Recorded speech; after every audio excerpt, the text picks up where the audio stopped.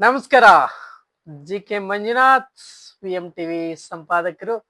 ಸ್ನೇಹಿತರೆ, ತಾವು PM TV ಕರ್ನಾಟಕದಲ್ಲಿ ಈಗಾಗಲೇ ಸ್ವಲ್ಪ ನಾವು ಇಲೆಕ್ಷನ್ ಬಾಗಲಕೋಟೆ ಮತ್ತು ದಾವಣಗೆರೆ ಇಲೆಕ್ಷನ್ ಕುರಿತಾಗಿ ಹಲವಾರು ರೀತಿಯಾದಂತ ಚರ್ಚೆಗಳನ್ನ ತಮ್ಮ ಮುಂದೆ ವಿಸ್ತಾರವಾಗಿ ಬಿತ್ತುತ್ತಾ ಬಂದಿದೀವಿ. ಆ ಕುರಿತಾಗಿ ಸ್ವಲ್ಪ ಮಟ್ಟದಲ್ಲಿ ಪಿಎಂ ಟಿವಿ ಕರ್ನಾಟಕದಲ್ಲಿ ಸ್ವಲ್ಪ ಹಂತದಲ್ಲಿ ನಮ್ಮ ಸುದ್ದಿ ಪ್ರಸಾರವನ್ನ ಒಂದು ರೀತಿಯಾಗಿ ಕಡಿಮೆ ಆಗಿತ್ತು. ಅದಕ್ಕೆ ಕಾರಣಗಳನ್ನ ನಮ್ಮ ಪ್ರೊಫೈಲ್ ನಲ್ಲಿ ಕಮೆಂಟ್ ಅಲ್ಲಿ ನಾವು ತಿಳಿಸ್ಕೊಡ್ತೀವಿ, ತಾವು ಯಾರಾದ್ರೂ ಕೇಳೋರಿದ್ರೆ.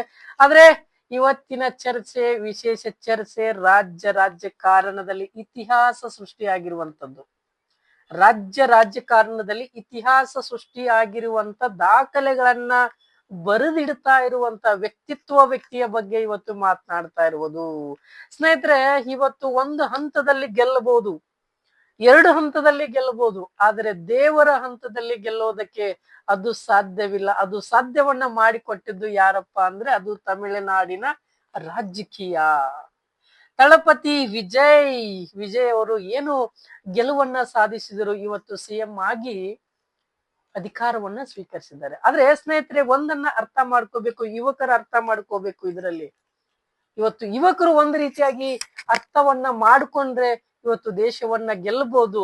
ಯಾಕೆ ಈ ವಿಚಾರವನ್ನ ಹೇಳ್ತಾ ಇದ್ದೀನಿ ಅಂದ್ರೆ, ಆಟೋ ಡ್ರೈವರ್ MLA ಆದ, ಡ್ರೈವರ್ ಮಗ MLA ಆದ. ಡ್ರೈವರ್ MLA ಆದ್ರೂ ದುಡ್ಡಿರ್ಲಿಲ್ಲ, ಆಸ್ತಿ ಇರ್ಲಿಲ್ಲ, ಬ್ಯಾಕ್ ಗ್ರೌಂಡ್ ಇರ್ಲಿಲ್ಲ. ಆದ್ರೆ ಗೆಲುವಿನಿಂದಾಗಿ, ಸ್ನೇಹಿತರ ಪ್ರೀತಿಯಿಂದಾಗಿ, ಒಬ್ಬ ಮಹಾತ್ಮನ ಆಶೀರ್ವಾದದಿಂದಾಗಿ ಇವತ್ತು ರಾಜಕೀಯನ್ನ ಆಳ್ತಾ ಇದ್ದಾರೆ. ಅಂದ್ರೆ ಅದಕ್ಕೆ ಕಾರಣ ಏನು? ತಳಪತಿ ವಿಜಯ್ ದಳಪತಿ ಅನ್ನುವ ಒಂದು ಅಸ್ತ್ರ. ಅಂದ್ರೆ ನಾವು ಯಾವತ್ತಿಗೂ ಬಡವರಿಗೆ, ಕೂಲಿ ಕಾರ್ಮಿಕರಿಗೆ, ರೈತರಿಗೆ, ದಲಿತರಿಗೆ ನಾವು ಯಾವತ್ತೂ ಒಳ್ಳೇದ್ ಮಾಡ್ತೀವೋ ಕೊನೆ ಕಾಲದಲ್ಲಿ ನಮಗೆ ಒಳ್ಳೇದಾಗತ್ತೆ ಅನ್ನೋದಕ್ಕೆ ಇದೊಂದು ಜೀವಂತ ಸಾಕ್ಷಿ ಅಂತಾನೆ ಹೇಳ್ಬೋದು. ಈ ರಾಜಕೀಯ ಜೀವಂತ ಸಾಕ್ಷಿ ಅಂತಾನೆ ಹೇಳ್ಬೋದು. ಆದ್ರೆ ಮುಂದೆ ಹೇಗಾಗುತ್ತೆ ಅನ್ನೋದು ಗೊತ್ತಿಲ್ಲ. ಆದ್ರೆ ಈಗ ಮಾತ್ರ ಜೀವಂತ ಸಾಕ್ಷಿ. ಯಾಕೆ ಅಂದ್ರೆ ಇವತ್ತು ಏನಾದ್ರೂ ವಿಜಯ್ ಗೆದ್ದಿದ್ದಾರೆ, ಇವತ್ತು ವಿಜಯ್ ಏನಾದ್ರೂ ಸಿಎಂ ಆಗಿ ಸಿಗ್ನೇಚರ್ ಮಾಡಿದ್ದಾರೆ ಅಂದ್ರೆ ಕಾರಣ ಸಂವಿಧಾನ, ಡಾಕ್ಟರ್ BR ಅಂಬೇಡ್ಕರ್ ಅವರ ಕಾರಣ ಅಂತ ನಾನು ಹೇಳಕ್ ಇಷ್ಟಪಡ್ತೀನಿ. ಯಾಕೆಂದ್ರೆ ಯಾವತ್ತೂ ಅವರು ಅಡ್ಡಗಾಲದಲ್ಲಿ ಬರ್ಲಿಲ್ಲ. ಇವತ್ತು ಕರ್ನಾಟಕದ ಸಿಎಂ ಸಿದ್ದರಾಮಯ್ಯನವರು ಕೂಡ ನೇರವಾಗಿ ಇವತ್ತು ಕರೆ ಮುಖಾಂತರ ಮಾತಾಡಿ ಅವರಿಗೆ ಅಭಿನಂದನೆಯನ್ನು ತಿಳಿಸಿದ್ರು. ಆದ್ರೆ ಅವಶ್ಯಕತೆ ಇರ್ಲಿಲ್ಲ. ಅವ್ರದೇ ಪಾರ್ಟಿ ಆದ ಮೇಲೆ ಸೆಂಟ್ರಲ್ಲಿ ಏನೇನೋ ಆಗಿತ್ತು, ಮಾತಾಡಿದ್ರು, ಓಕೆ. ಆದ್ರೆ ಅವರ ಗೆಲುವಿಗೆ ಶತ್ರುಗಳು ಸಹ ತಲೆ ಬಾಗಿದ್ರು. ಅದು ನಿಜವಾದ ಒಂದು ಬೆಳವಣಿಗೆ, ಅದು ಒಂದು ನಿಜವಾದ ಒಂದು ಬಡವರಿಗೆ ಮಾಡಿರುವಂತ ಸಹಕಾರ, ಒಂದು ನೊಂದ ಜೀವಿಗಳಿಗೆ ಒಂದು ಪ್ರಾಣ ಹೋಗೋ ಟೈಮಲ್ಲಿ ಒಂದು ಹನಿಯನ್ನ ನೀರನ್ನ ಕೊಡ್ತಾರಲ್ಲ, ಅದು ನಿಜವಾದ ದೇವರು. ಅದು ರಾಜಕೀಯ ಸ್ವರೂಪವನ್ನ ಪಡೆದಾಗ ಇನ್ನಷ್ಟು ಎಷ್ಟು ಜನ ನಾನು ಬದುಕಬಲ್ಲೆ, ನಾನು ಉಳಿಯಬಲ್ಲೆ. ಕೇವಲ ಒಬ್ಬ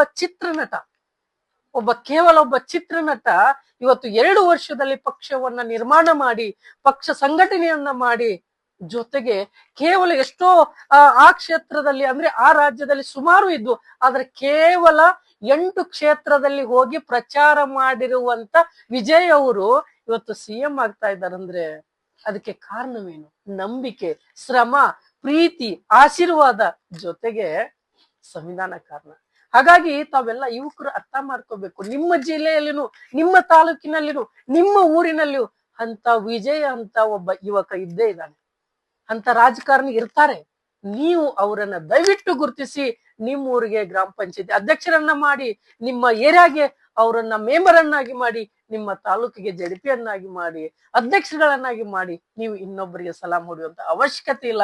ಯಾಕೆ ಅಂದ್ರೆ ಇದು ನಾವು ಪಿಎಂ ಟಿವಿ ಕರ್ನಾಟಕದಲ್ಲಿ ಸತತವಾಗಿ ತಿಳಿಸ್ತಾ ಬರ್ತಾ ಇರುವಂತ ಇಂಥ ಮೆಸೇಜ್ಗಳಿಗೆ ತಾವು ಈ ವಿಚಾರವನ್ನ ಮುಟ್ಸೋಕೆ ಇದು ಬಹಳ ಐತಿಹಾಸಿಕ ಇತಿಹಾಸ ಆಗಿದೆ ಅನ್ನೋ ಕುರಿತಾಗಿ. ಇದಕ್ಕೆ ಕಾರಣ ಏಕೈಕೇನೆಂದು ಡಾಕ್ಟರ್ BR ಅಂಬೇಡ್ಕರ್ ಅವರು ಕಾರಣ, ಅವರು ಕೊಟ್ಟಿರುವ ಸಂವಿಧಾನ ಕಾರಣ ಅಂತ ಈ ಮುಖಾಂತರ ತಮ್ಗೆ ಹೇಳೋದಕ್ಕೆ ಇಷ್ಟಪಡ್ತೀನಿ. ಸ್ನೇಹಿತರೆ, ಈ ವಿಜಯ್ ಅವರ ಜಯ ಹಾಗೆ ಆಯ್ತು, ಏನಾಯ್ತು? ಯಾರಾದ್ರೂ ಅವರ ಅಭಿಮಾನಿಗಳು, ಆಮೇಲೆ ಪ್ರೀತಿಯಿಂದ ಕಾಣುವ ಅಭಿಮಾನಿಗಳು ಇದ್ರೆ ನಮ್ಮ ಪಿಎಂ ಟಿವಿ ಕರ್ನಾಟಕಕ್ಕೆ ಕಮೆಂಟ್ ಮಾಡಿ, ಶೇರ್ ಮಾಡಿ, ಲೈಕ್ ಮಾಡಿ.